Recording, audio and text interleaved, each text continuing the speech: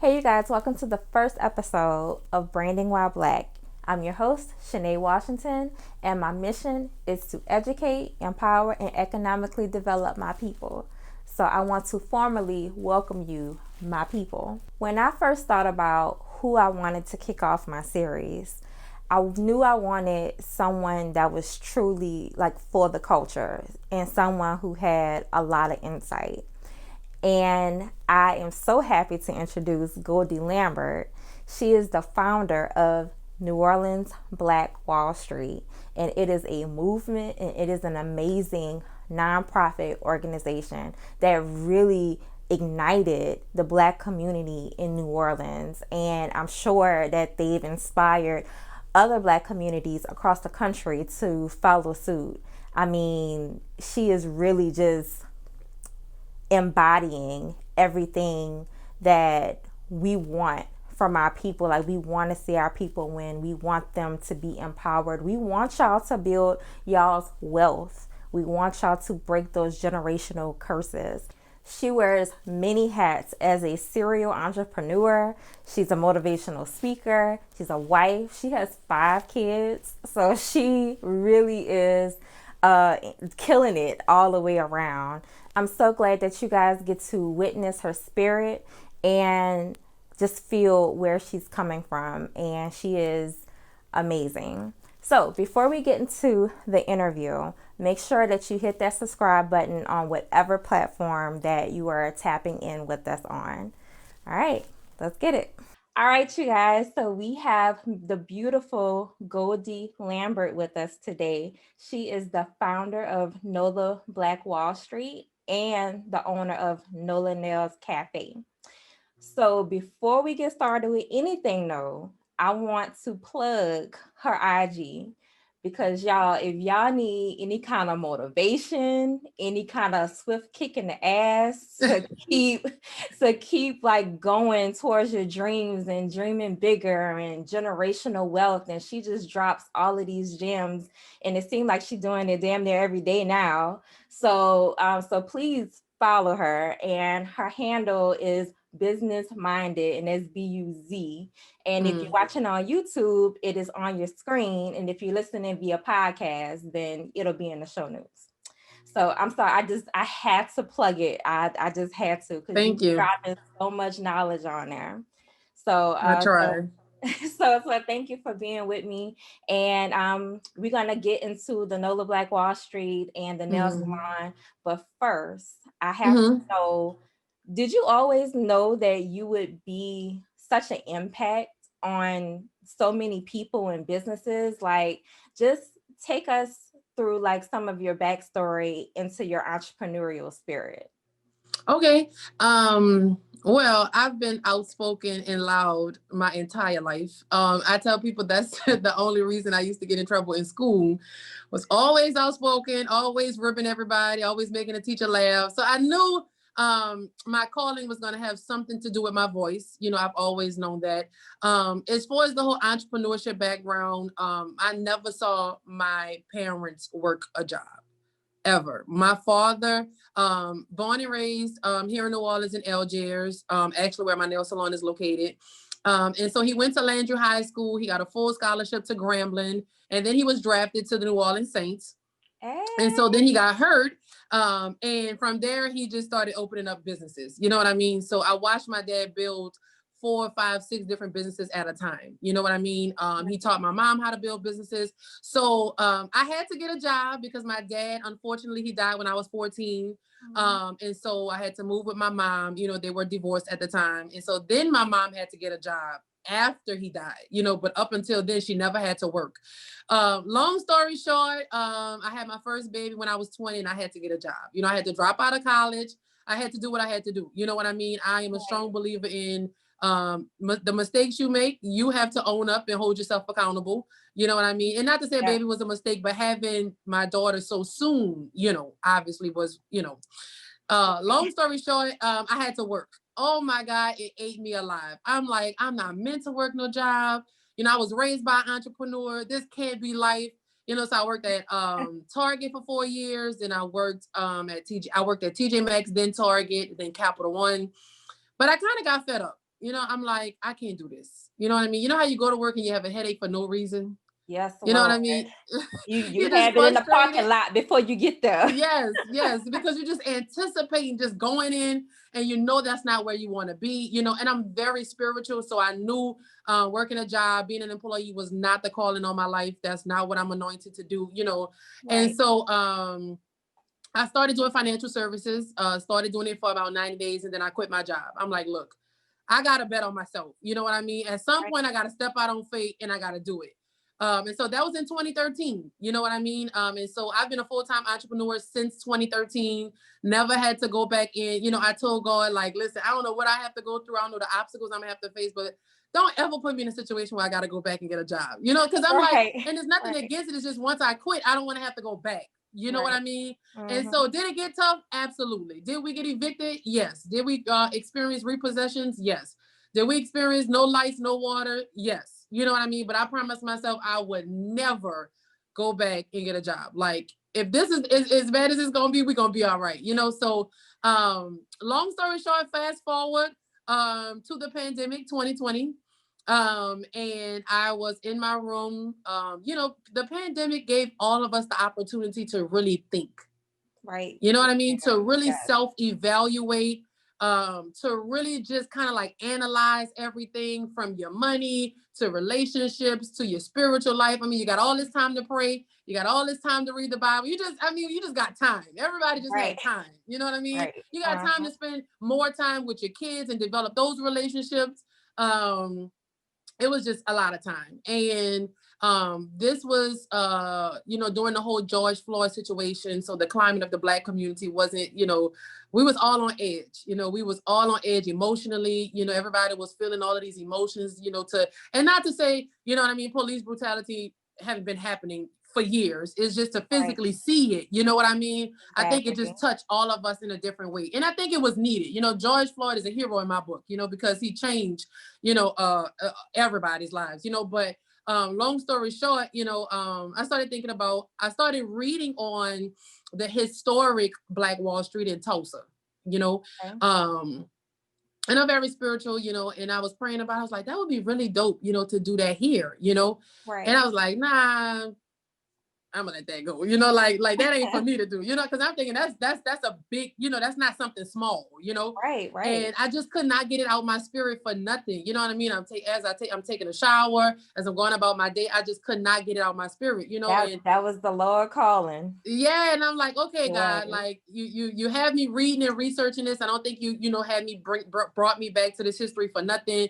You know, so I was like, you know what the heck, you know. And I'm the type of person, I'm an executor. Like, I'm not the type of person that think about stuff and procrastinate for months. That's not me.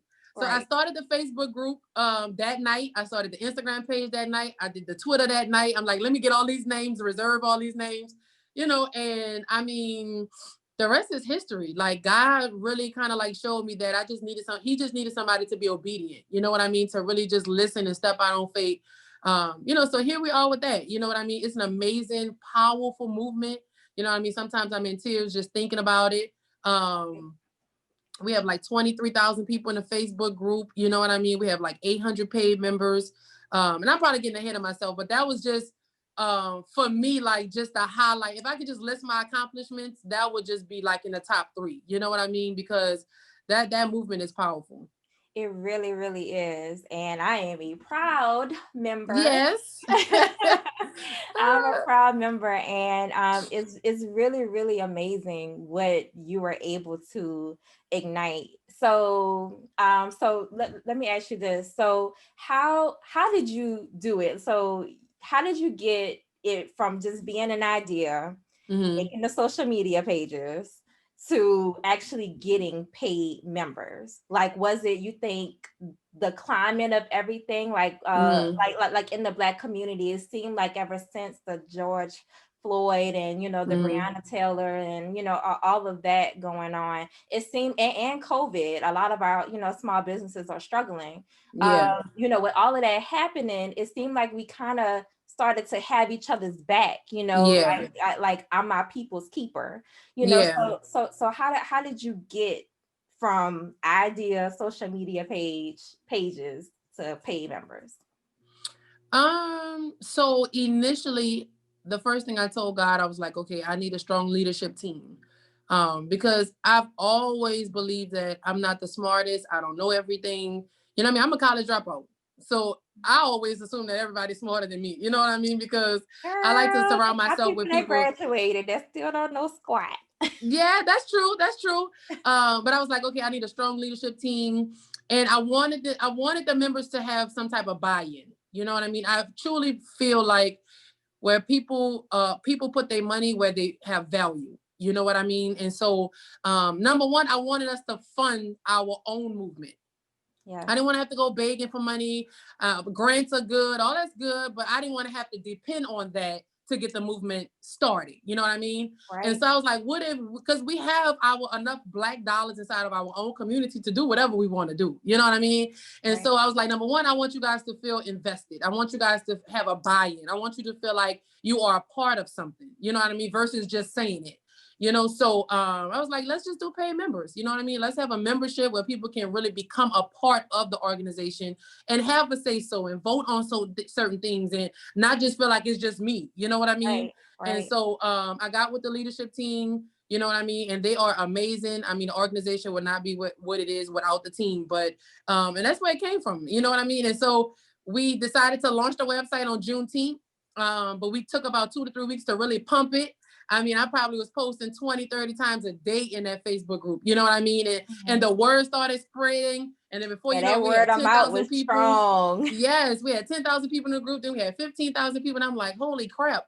The website crashed. My marketing director, Brandon Washington, he said, gee, I think we've had like close to 100,000 people on the website in like 1 week. I'm like, no, wait. And this That's was before the website even insane. launched. We just had like coming soon. You know what I mean? Right. And so it's been amazing. Like when you be obedient to God, I mean, if you build it, he will bless it. You know what I mean? And so I mean, the organization is just favored. You know what I mean? It's just anointed. It's not Absolutely. nothing I can say that I personally did. To be honest with you, I was just obedient and I just followed instructions. You know what I mean? And so to have close to 800 paid members and we've only been in existence like 6 months, you know what I mean? People Yeah. think we've been around for years and I'm like, no, we just started in June. You So couldn't it's tell. been a You blessing. couldn't tell.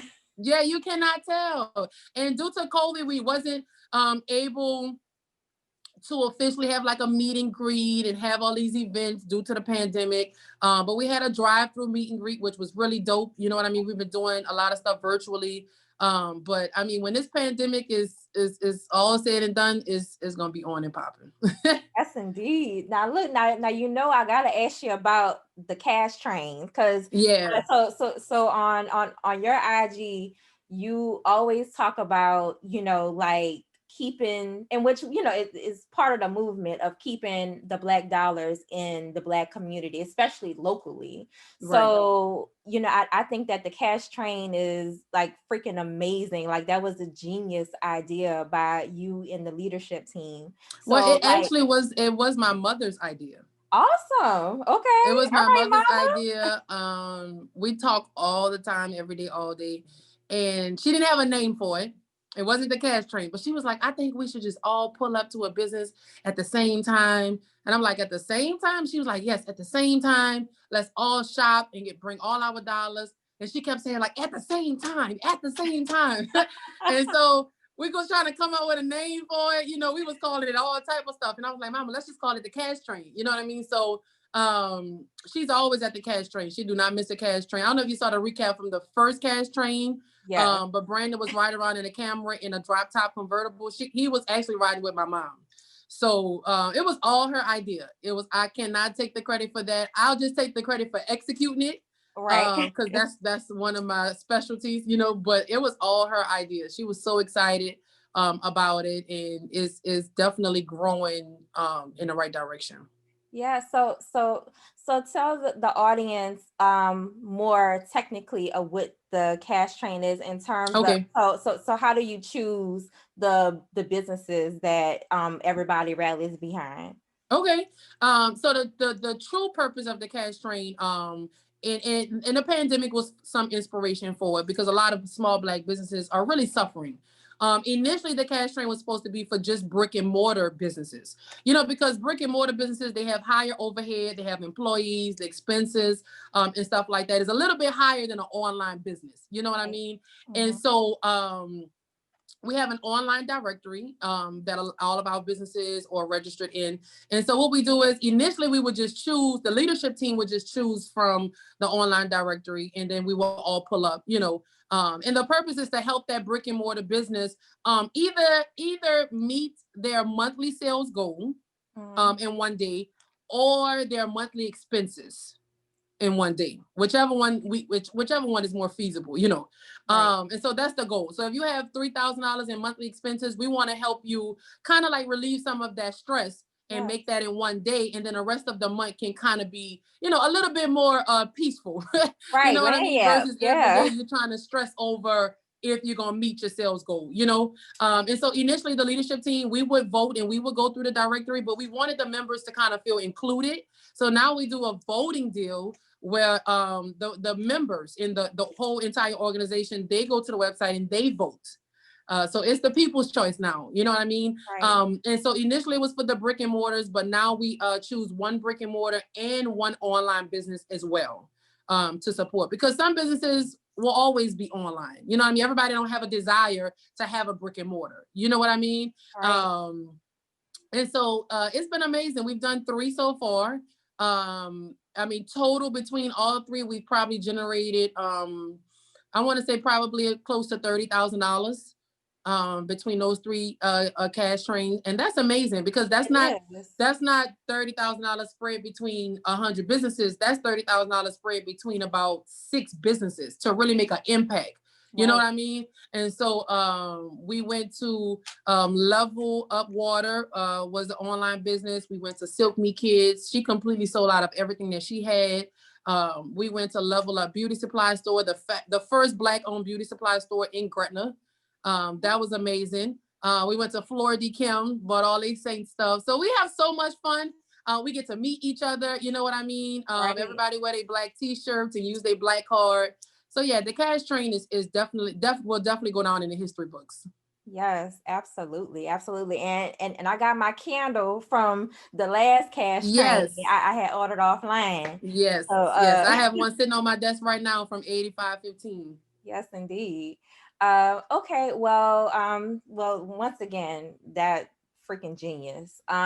So I kind of want to pivot though. So okay, you have the NOLA Nail Cafe, in which everybody who may be watching may not know or may have heard the backstory behind your motivation to open your own salon. So so in the spirit of everything we just talked about, can you tell us that story of what made you open your own nail salon?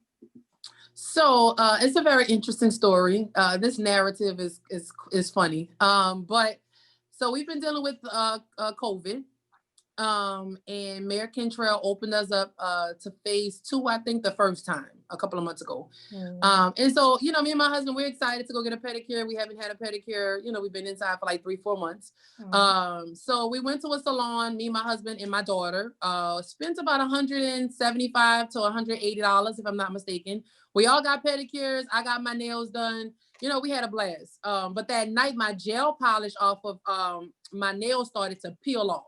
And if you know anything about gel, that's the expensive polish that's supposed to last, you know, a few weeks. So I'm like, okay, this is strange, but I let it go. I'm like, I'll just go back tomorrow. I'm sure after spending $100 and something, they'll just repolish my nails, right? Logically, that's what I'm thinking. However, that wasn't the case. So I went back the next day, and they weren't allowing, you know, more than a few people in the salon at a time. So they say, look, give us your phone number. We'll text you when it's your turn. Okay. So I left, I went home, never got a text message, never got a phone call, nothing. So I went back. They say they called me. They say I didn't answer. Right. I'm like, okay, nevertheless. But the girl who did my nails originally the day before, she wasn't there. And so somebody else had to do my nails. So she was already kind of, you know, on edge and upset because she had to fix somebody else's work. Long story short, she didn't want to do it. She didn't do it. They didn't fix my nails. I asked for a refund for the polish. They didn't want to refund me my money. The owners wasn't there, so everybody act like they didn't know how to do a refund. And by this point, I'm upset. You know what I mean? Because it's like, first of all, I had been going to that nail salon for about 2 to 3 years, every 2 weeks faithfully. You know what I mean? And this was right after the George Floyd situation. You know, so I'm just here to say we was all on edge. Let me just say that. You know what I mean? We wasn't tolerating any mistreatment. We wasn't tolerating any disrespect. We didn't have patience for things. Yes, we didn't have patience for the things that we would normally have patience for. So yes, I was on edge. You know what I mean? Long story short, you know, he was like, basically like, you doing all of this behind $35. You need to humble yourself. And, you know, just started saying some things that, you know, just didn't sit right with my spirit, you know. And I'm like, listen, I had to tell her, I said, God ain't through with me yet.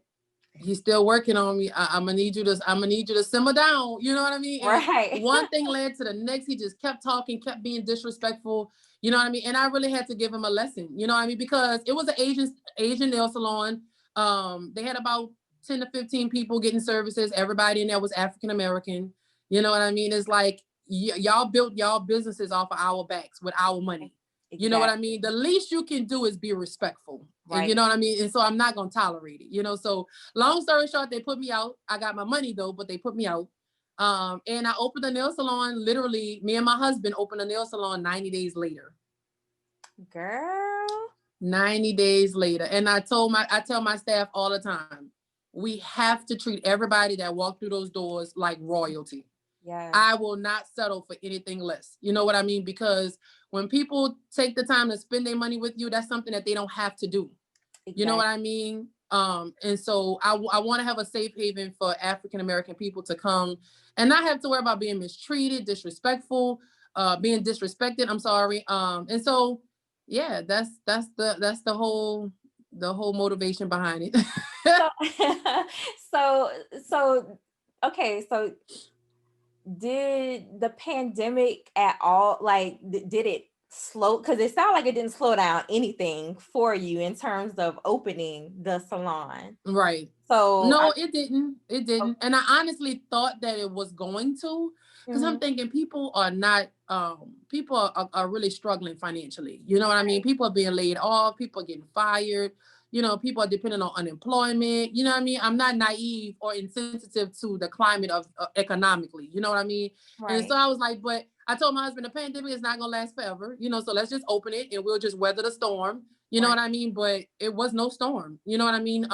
We've serviced close to 400 people in 3 weeks. We are booked and busy from open to close. I mean, nobody can tell me what God can't do in the midst of this whole situation. You know what I mean? So we are Black owned and operated. Every single nail tech is Black, licensed, professionals. So it's amazing. People come in and they're shocked, like, wait, it's really Black owned. And because I guess people are so accustomed to getting their nails done by Asians. Right. You know what I mean? I mean, they've been doing our nails and our feet for decades. You know what I mean? But yeah, it's amazing. People are really shocked at like how talented the nail techs are. They're even more impressed that we do feet, you know, because, you know, we have this stigma that Black people don't want to do feet. Right. You know what I mean? But, you know, we give like the best pedicures you've ever had in your life. You know what I mean? So it's amazing. You know what I mean? This is not the time to doubt God or yourself. Right. You know what I mean? Because he show up in the midst of when things are normally going wrong. You know what I mean? So this pandemic for a lot of people has truly been a blessing in disguise. For real. Absolutely. And you know what? And it's so true about that. And you know, and I'm glad that you have kind of really elaborated on your story, because, you know, I feel like it, and I don't really know if it's still a thing now, but Black people specifically, when they see that something is Black owned, you know, it's kind of like they're judging it harsher than they would if it was any other, Yeah. in any other race. Yeah. So like I what, hate that though. Oh my God. and I feel like it's gotten better just, with the climate of everything. Mm-hmm. But at the same time, they want to question your rates and, Yeah. and all of those things. And even though, Black business owners are trying to break that negative Mm-hmm. stigma that's been placed on us, about Right. bad customer service and, Mm-hmm. all of those kind of things. So like what advice would you give to like to Black entrepreneurs that's still struggling and trying Right. to break that stigma? Well, I mean, my message first would be to the consumers, because we go to these Chinese businesses and they serve us, you know what I mean, through a bulletproof glass. You know what I mean? We go to the beauty supply stores and they walk around and follow us. You know what I mean? Is we have bad customer service. You experience bad customer service at a lot of businesses, not just Black owned ones. You know what I mean? And Right. so I think they put other ethnicities in this category, and then they put us in this category and just assume that we're the only race that give horrible customer service, when that is not the case. Like, I go to McDonald's and get bad customer service. I All go the to time. Walmart and get bad customer service. You know what I mean? And that's why people choose Target over Walmart. Like, because everybody have. And so I think that, number one, we need to stop holding Black people to this high standard that's through the roof, but then you don't hold, our competitors to the same standard. You know what I mean? Exactly. So we just gotta, and I'm not saying we don't need to have our stuff in order. I'm just saying keep that same energy across the board. You know what I mean? Right. But as far as Black businesses, like I tell my team at the nail salon, we're not gonna walk on eggshells just because we Black owned. You know Right. what I mean? We're gonna make mistakes. We're human. You know what I mean? But we're gonna just put our best foot forward. You know what I mean? We're gonna have integrity. We're gonna treat everybody right with respect, treat everybody the same. You know what I mean? And we may fall short sometimes, but that's okay. Right. That's okay. So I would just tell my Black business owners, just do your best. You know what I mean? Do your very best to treat everybody with respect, to give great customer service. You know what I mean? Try to, if you make a mistake, just fix your own, and you Right. just keep going. You know what I mean? You're not gonna be able to please 100% of people every day. You know what I mean? And then it's Exactly. just some people who just come just to find a problem. You know Exactly. what I mean? Like, it's nothing you can do about that. When people come with a premeditated agenda to find an issue. You know what I Exactly. mean? So I don't walk on eggshells for nobody. I tell people, I might hurt your feelings, I'm sorry. I may say something that you don't like, I'm sorry. You know what I mean? I may make a mistake, I'm sorry. You know what I mean? If you Right. bring it to my attention, I'll apologize. That's it. I mean, I can't, we're human. You know what Right. I mean? God expects us to come to a place of maturity, but he don't expect us to be perfect. You know what I mean? So my Black business owners, and don't get me wrong, there's some Black businesses that can do better. You know what I mean? But for the ones that's really trying, a lot of us, it's our first business. It's not my first business, but it's a lot of Black Right. business owners. It's their first business. They True. have to be the manager. They have to be the customer service rep. Yeah. They got to be the processor, the shipper. They got to answer the phone, the DMs, the emails. Like, it's a lot. You Yeah. know what I mean? And You sometimes gotta you truly allow feel some grace. overwhelmed. A Mhm. lot of days you feel overwhelmed. So it's not necessarily bad customer service. It's just they're doing the best they can do. You Right. know what I mean? So I wouldn't really trip over it. Okay, all right. We're gonna be wrapping up in a minute, but Hmm. I did really want to ask this question because you had like so you created this platform for not just Black businesses, but but the Black community Yeah. to see these other Black owned businesses that we wouldn't have known otherwise outside of NOLA Black Wall Street. Like you created like the social media platforms, which is where most of us are able to like advertise and everything Hmm. on the page. So do you think that in today's world, do you find a lot of value in networking in these groups versus doing maybe like social media ads or things like that for people to actually generate sales Hmm. in their business? I think it needs to be a good balance.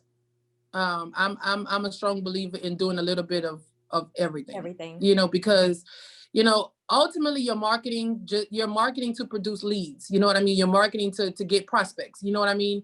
And so I'm an advocate of it all. You know, I'm an advocate of the billboards. I'm an advocate of the social media ads. I'm an advocate of all of the networking groups, because you just never know who's in what group. You know Right. what I mean? Right. So I've been a successful entrepreneur because I market any way I can possibly market. You know what I mean? I network. I'm old school. I hand out business cards. I've put flyers on cars before in the parking lot.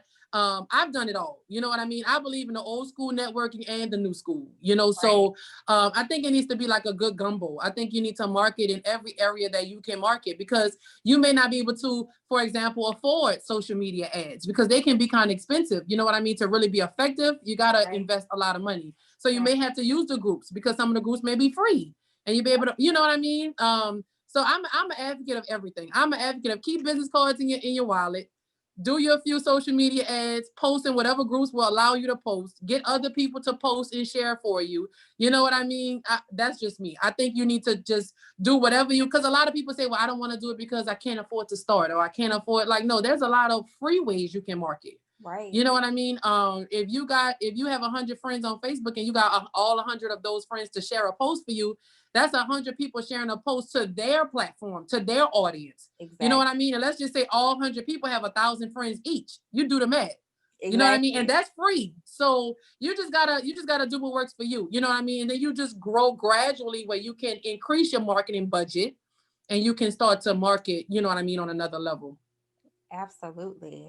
All right. That was some bomb advice. Yeah, that was free. That's free game right there. Right. All right. So thank you so much for your time. Can you tell everyone who wants to connect with you how they can get in touch with you? So you can just follow my personal page. Like she said earlier, is Business Minded, BUZINESS Minded. And then also follow, the amazing, powerful NOLA Black Wall Street, spelled out just like that, NOLA Black Wall Street. And then if you want to get your nails and feet done, it's NOLA Nail Cafe on Facebook and Instagram. But if you follow me, you can go in my bio and then you can follow all of the rest of the pages. You know what I mean? And so I'm super excited about, what's to come. I'm excited about, and so NOLA Black Wall Street, we have a lot in store. Let's just say that we have a lot in store. We're really, really ready to grow that organization to the next level. And so we have a lot in store for the Black community in New Orleans. Yes, absolutely. And hoping that it'll spark in some other cities as well. Yeah, it has. A lot of people inbox me for the blueprint all the time. And so I promised my leadership team that we would get our blueprint, and because we still working on some things. Right. You know what I mean? I can't teach you if we still ironing out some wrinkles, So I told my leadership team that we're going to get the blueprint 100% together first, and then start to give it out to other states, because it's good. It's a powerful movement. I think it needs to happen in every state. Yes. You know what I mean? But yeah, I think our ancestors would be proud. Absolutely. All right, girl. Oh, dropping all the knowledge today. So thank you again so freaking much. I admire your work. I admire your wisdom that you so freely give. So just thank you so much just for the culture. I really definitely. No problem, my love. All right, you guys. So I hope that you got some gems from this interview, that you enjoyed it, that you were entertained. And I hope that it inspired you to just start. Like, it's the beginning of the year. You could just start. Doesn't matter where you are financially, in your relationship, how old you are, whatever. Just start. Because the only place you can go from zero is up, right? Make sure that you text BWB to 504-499-0857. And it's right on your screen. You won't miss anything, and you'll get some exclusive content on top of the free content that you're getting here. All right, I can't wait to see you guys next Monday. And if you found this valuable, hit that share button. Share it with your family and friends, and anybody who you know that would get some kind of spark under their butt to just start. Love you guys. See you next week.